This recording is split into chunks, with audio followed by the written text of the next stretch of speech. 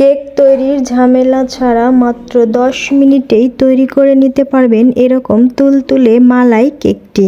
আসসালামু আলাইকুম, welcome to S kitchen. দুনিয়ার সবচেয়ে সহজ আর মজাদার মালাই কেক মনে হয় এটাই।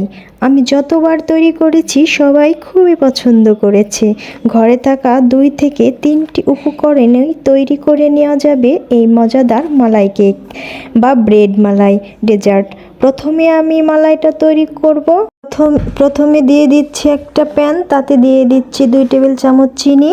মালাইটা দেখতে যাতে অনেক সুন্দর হয় তাই চিনিটা দিয়ে ক্যারামেল তৈরি করে নিব। আমি একটা নন স্টিকের প্যান নিয়েছি, তাই এখন চিনির মধ্যে কোনো রকমের পানি দেইনি। চিনিগুলো কিন্তু একাই গলতে থাকবে আর ক্যারামেলের কালারটা আসা শুরু করবে। যদি নর্মাল প্যান নেন তাহলে এই চিনির মধ্যে 1 থেকে 2 চামচ পানি দিয়ে দিতে পারেন। চুলার হিটটা হাই মিডিয়ামের মাঝামাঝি থাকবে আর ক্যারামেলের কালার আসার পর কিন্তু অনবরত নাড়তে থাকতে হবে। পছন্দ মতো কালার আসা পর্যন্ত খেয়াল রাখতে হবে ক্যারামেলটা যেন কোনোভাবেই পুড়ে না যায়, তাহলে কিন্তু মালাইটা খেতে তিতা লাগবে। পছন্দ মতো কালার চলে আসলেই এখানে আমি দিয়ে দিব 3 কাপ লিকুইড দুধ। দুধটা দেওয়ার সঙ্গে সঙ্গেই কিন্তু ক্যারামেলটা জমে যাবে, তাতে করে ভয় পাওয়ার কিন্তু কোনো কারণ নেই। কিছুক্ষণ নেড়েচেড়ে জাল করে নিলেই কিন্তু ক্যারামেলটা গলে দুধের সঙ্গে খুব ভালোভাবেই মিশে যাবে। ক্যারামেলটা গলে গেলে খুবই সুন্দর একটা কালার আসবে। আর আপনারা যদি এই কালারটা না চান, মালাইয়ের কালারটা যদি সাদা রাখতে চান, তাহলে এই ব্যাপারটা টোটালি বাদ দিতে পারেন।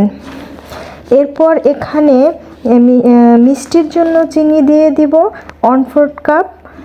আর 1/4 কাপ চিনিতে খুব বেশি একটা মিষ্টি হবে না, তাও কিন্তু আপনারা পছন্দ মতো চিনিটা বাড়িয়ে কমিয়ে অ্যাডজাস্ট করতে পারবেন।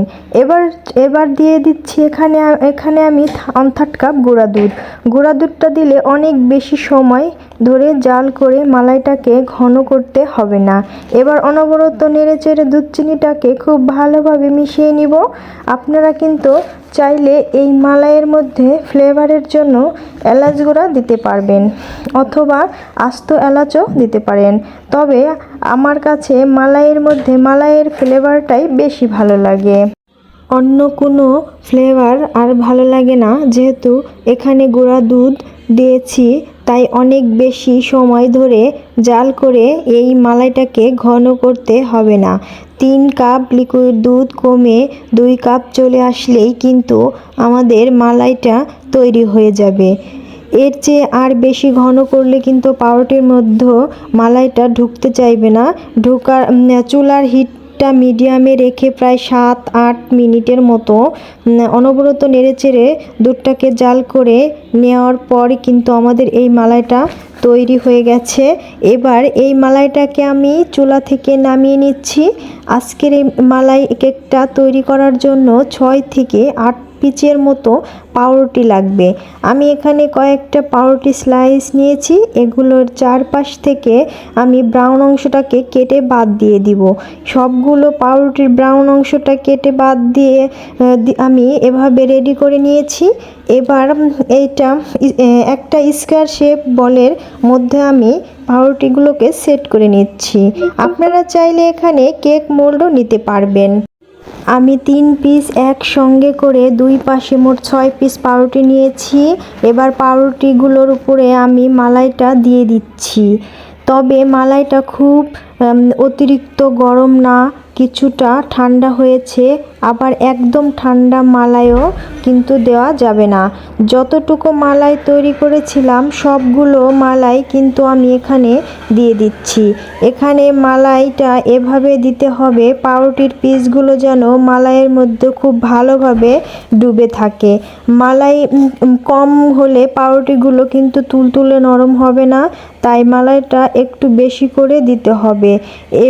এই মালাই কেকটাকে দেখতে আরও বেশি সুন্দর আর লোভনীয় লাগার জন্য আমি উপরে ছড়িয়ে দিচ্ছি কিছু কাঠবাদাম আর পেস্তা বাদাম, আর দিয়ে দিচ্ছি কুচি আর দিয়ে দিচ্ছি কিছুটা জাফরান। আপনারা কিন্তু চাইলে এখানে আপনাদের পছন্দ মতো অন্য যে কোনো বাদাম বা ড্রাই ফ্রুটস দিয়ে সাজিয়ে নিতে পারেন। আপনারা কিন্তু দেখতেই পাচ্ছেন এখনই মালাইটা বেশ অনেকটাই ব্রেড টেনে নিয়েছে। এবার আপনারা চাইলে কিছুক্ষণের মধ্যেই কিন্তু ব্রেড মালাই কেকটা পরিবেশন করতে পারেন, অথবা চাইলে ফ্রিজের নর্মাল চেম্বারে কিছুক্ষণ রেখে কিছুটা ঠান্ডা করে খেলে অনেক বেশি দারুণ লাগে। আমি তো কিছুক্ষণ ঠান্ডা করে পরিবেশন করব, কারণ যে কোনো ডেজার্ট একটু ঠান্ডা ঠান্ডা খেতেই বেশি ভালো লাগে। এই মালাই কেকটা খেতে এত বেশি তুলতুলে নরম হয়েছে, আপনারা যদি একবার বাসায় তৈরি করে খান তাহলেই শুধুমাত্র বুঝতে পারবেন। যতবার আপনারা এই মালাই কেকটা মুখে দিবেন আপনাদের কাছে মনে হবে অমৃত কিছু একটা যেন খাচ্ছেন। অনেক বেশি সফট আর অনেক বেশি তুলতুলে নরম হয়েছে। এই ব্রেড মালাই কেকটা আমি একদমই সহজভাবে একটা ডেজার্ট রেসিপি শেয়ার করেছি। আশা করছি আমার আজকের রেসিপি আপনাদের কাছে খুবই ভালো লেগেছে আর আপনাদের কাজেও আসবে। তাহলে আজ এই পর্যন্তই। সবাই অনেক বেশি ভালো থাকবেন, সুস্থ থাকবেন। আল্লাহ হাফেজ।